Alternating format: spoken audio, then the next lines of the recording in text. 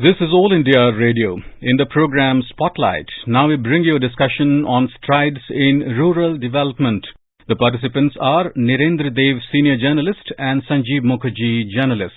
We are completing 75 years of our independence. There are a lot of development that have happened in the rural sector as such has undergone a sea change from where we started at the time of independence. Where, according to you, are we placed in terms of our rural economy? Have we managed to make them more urbanized, giving them the facilities that was required to give them? Where are we in terms of rural development is concerned? This is going to be the 75th year of Indian independence, and no story of India or Bharat is complete without the story of rural India. But like the last 6-7 years, this government has change maker. Now the biggest contribution I would say they brought into the phase of Bharat has been the rural innovation. They have allowed exploiting of traditional rich resources. Now look at the bamboo scenario in the northeast, the villages. The villagers are getting some work and money through bamboo missions. Then comes rural electrification. I think that started very well, and on a positive note in 2014, good work was carried on, and then came other work. Besides rural electrification, then came the work related to empowering the sarpanches. I will take you to Jammu and Kashmir, where people are hoping about some miracles and peace. Now, it is possible because of rural civic bodies. They are being made powerful, and money is being provided to them. So these are like some out of conventional box thinking, and the experiment have yielded results. There are also some areas where some works have been done, like public-private partnership, but I think more ought to be done in this sector. Efforts have been made to enhance the strategic and planned partnership between the government and the public sector, and this is also some areas where we have got good results. Whenever we talk about rural employment is a very vital issue because it is related to migration, it is related to how the cities are getting crowded with so many people coming from the rural areas. What do you think has been the progress towards providing employment to the rural youth there itself? They did not migrate towards cities.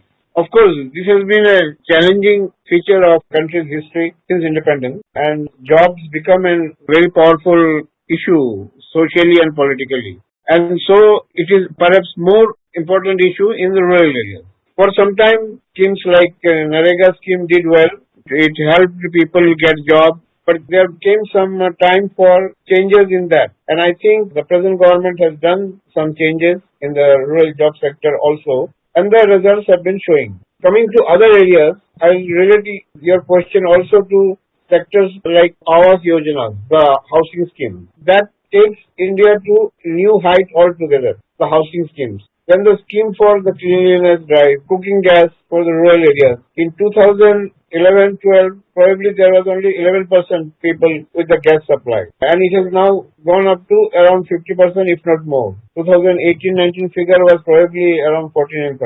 There have been multiple areas the works have been on, and the results are there in front of us. One big achievement of the current government obviously is the rural housing scheme, the Pradhan Mantri Awas Yojana Gramin, the rural sanitation scheme, the Swachh Bharat Abhiyan for rural areas, as well as your cooking gas, as you rightly mentioned. These have been the emphasis of the current government, that you create durable, tangible assets in rural areas, which, as many economists say, is a multi-dimensional approach to bring people out of poverty in rural areas. You just not focus on providing income, you also focus on providing other facilities like improving their health, their housing, their education, etc. This, do you think, is a better way to address the issues of rural India? Means like providing more houses, more sanitation, toilets. As we all say, toilets have been a big success story. Actually, what has happened is this has changed the people's psyche. They've given them a confidence and self-respect. Right. I think this is very vital, which may not be appreciated from a typical ivory tower or urban point of view. But when this came and the hype was made, or the kind of publicity government started, there was initial years of some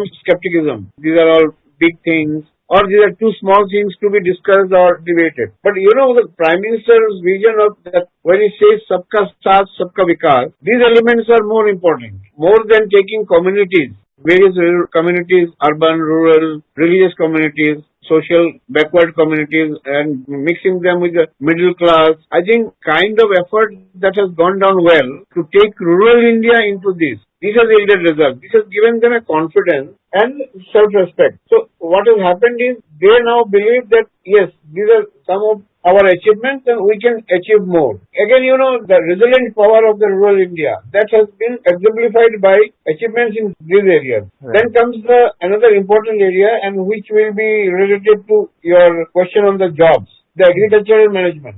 In this case, traditional systems of cultivation practices have been encouraged. Could be a work of the Agriculture Ministry partly, but it has overall changed the scenario of rural India. That is important. So, and agriculture has been the mainstay of the people like tribal sections. So, as the farmers, those who have been utilizing bioresources, got another kind of encouragement that yes, we are on the right track. We should work on these areas, and this was seen in state like Sikkim. It Right. came into the forefront when we started discussing about organic farming. This is now being exemplified in other states. Now recently from rural areas like of Nagaland, the hot chilies have been exported to London. So when we talk about Naya Bharat, these are the issues we should be emphasizing on. Related to rural areas, the government massive focus in its second time on providing drinking water, the Jal Jeevan Mission, which is tap water drinking in your household, which is very common in urban areas but a legacy in rural parts of the country. How do you think this is going to be a transformational initiative, the Jal Jeevan Mission for the rural India? Water has been another challenging area, the government especially after 2019. And it is expected to yield results as the target says. If you look at the vision statement, it talks about involvement of Anganwadi centers, health centers, and ensuring that tap water goes to the people. Some years back, I visited Jharkhand, and there I found involvement of women in water-related schemes. So that was also a right step, and now the mission is giving emphasis on water supply infrastructure and good flow of funds for related work. So we should expect good results from Jal Jeevan Mission. And as we all know, access to safe drinking water in rural areas is a legacy. We have long found the women folk in rural areas, they travel kilometers a day just to fetch one bucket drinking water. It is not available. And the Jal Jeevan Mission actually tries to address this. And the good part of the story is that it tries to involve the community in managing those water assets, means managing those ponds, lakes, wells where the water is drawn from through pipelines into this thing. And women have been given a very strong role in the entire management of these water resources. It's basically a community government initiative to provide clean drinking water to every household. And as we have seen from the progress that it has made since the scheme started in 2019 onwards, there has been quite a considerable amount of progress in the key states like Bihar, UP. Household coverage of clean drinking water in rural areas is very less. As you said, the approach of providing houses, roads, Pradhan Mantri Gramin Sadak Yojana is a very shining example of how infrastructure in rural areas is being transformed. And agriculture obviously is one of the very important components of rural economy, though its share in the rural income and households is going down. One thing I wanted to know is that agriculture, as we are talking about, agriculture, as you said, is a very important part. How should it be approached to make it transformational for the rural youth and rural economy so that it becomes one of the main vocations for the people who are there in rural areas and they don't have to look for alternative ways to earn their income? If you ask me objectively about agricultural works in general sense, I would say country should take up the reform works at the earliest, which somehow has not taken place.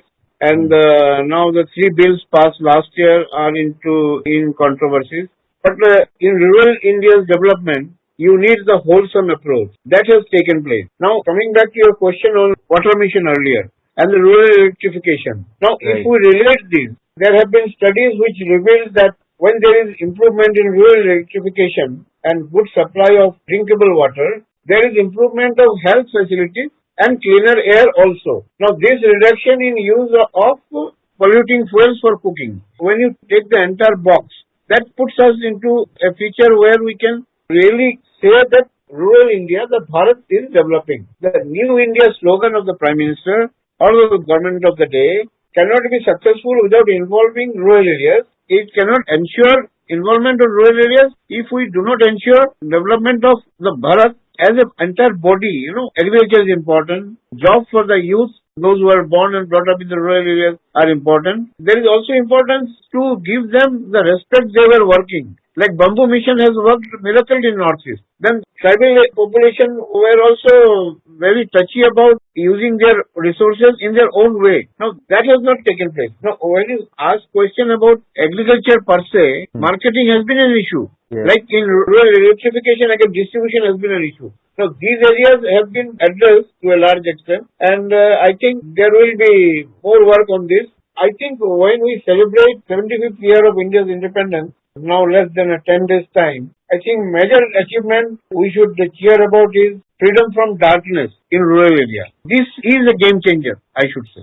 So that's quite an interesting point that you made, that freedom from darkness, obviously the electricity penetration that has happened, because access to electricity is a very transformational thing. Going forward, now that we have crossed 75 years and now we are looking at another journey, where do you see the rural sector going from here onwards with all the steps that have been taken now or in the previous years to this thing? Do you see it becoming the real growth engines of the country? Are becoming growth engines. They have still not achieved that level, I should say. I think the right word used will be that the potentials have not been made use of. Now we are in the direction of making that happening. Now India also has to change. Psychologically, even rural people have to change. Now traditional jobs will be now less. Number one. Number two, there has to be realistic approach. Even people born and brought up in rural areas should not think of what has been the jobs like 20 years back or 30 years back. Now, they have to get into innovation. And government is there to encourage, and there are schemes coming out, but probably it's not coming up with the outcome that is expected. Like skill development has been an effort government has given emphasis on, which is not yielding the expected results. Because one reason is people's mindset is still clouded with that old days feeling that we should have government job, some kind of protection, 10 to 5 jobs. Now that has to change, because enough of that kind of life in both in rural and urban areas for middle class, for poor people got the government job. Now that has to change. If job scenario has to really change, people have to change themselves. And that penetration of that realization is important in rural India. You made a very valid point. It's not for the right kind of job is not with the approach, but instead it should be to make the environment for getting you that kind of job. And skilling obviously is one of the most ambitious programs of the government, and Pradhan Mantri Gramin Kaushal Yojana, the vocational training are all meant to provide the youths of in rural areas of different skill sets so that they are not stuck in the same old pattern of looking for a government job or the same kind of work their forefathers have been doing. I think that is what you rightly mentioned is should be the approach in going forward, and the mindset also has to change to some extent. They should not be stuck in one kind of thinking. One other which aspect is that the government schemes, programs, a lot of them have now started actually giving those results, and they are actually reaching the right person, the beneficiaries, which wasn't there many years back. There were schemes, but they won't be percolating down to the last man, this thing, in the rural areas. What to you could be the challenges that the government will be facing in the years to transform the rural India? First challenge is to make rural people understand that India has changed and the world has changed, the reality has changed. You cannot expect what was a good job 30 years back. That cannot happen. Now, if there are 3 brothers or 2 brothers in a family, they have to realize that competition for same kind of job would also result in competition, because land holding is lessening. If we have rural infrastructure developing, if you have good roads coming up, some villages will be losing land. So land what my forefathers had, I will not be having the same areas of land to do the same kind of, supposing one place we had a fishing pond. Now that the size of the pond has to be reduced, because some of the land has gone for developmental work. So I have to prepare myself for the other kind of innovation. Now that making it understood in a really effective and purposeful manner is a big challenge, and for that not only government, the other stakeholders have to play a part. Now private sector's involvement into rural development areas has been very anarchism basis. Now that has to change. Like there is some mandated norms that they should do social work and all these things. There also has to be change, and some kind of compulsion or mandatory norms must be brought in for the corporate sectors, that you must work constructively in rural areas and work not in confrontation with the villages. Supposing in one village they want to do something and there is a land dispute, so it does not go ahead. So you have to involve the villagers, take their green signal, and then march ahead. These are some points I would like to underline. I think they are very valid points, and as it is said that India's heart lives in villages, and India actually lives in villages. Hopefully as we cross the threshold of 75th anniversary of our independence, villages will be the real growth engines of our economy. Thank you for talking to us. You were listening to a discussion on strides in rural development. The participants were Nirendra Dev, senior journalist, and Sanjeev Mukherjee, journalist. This program was produced and presented by the News Services Division of All India Radio. You can listen to it on our mobile app, News on AIR. This program is also available on our YouTube channel, News on AIR Official. You may email your opinion about this program at airnsdtalks@gmail.com.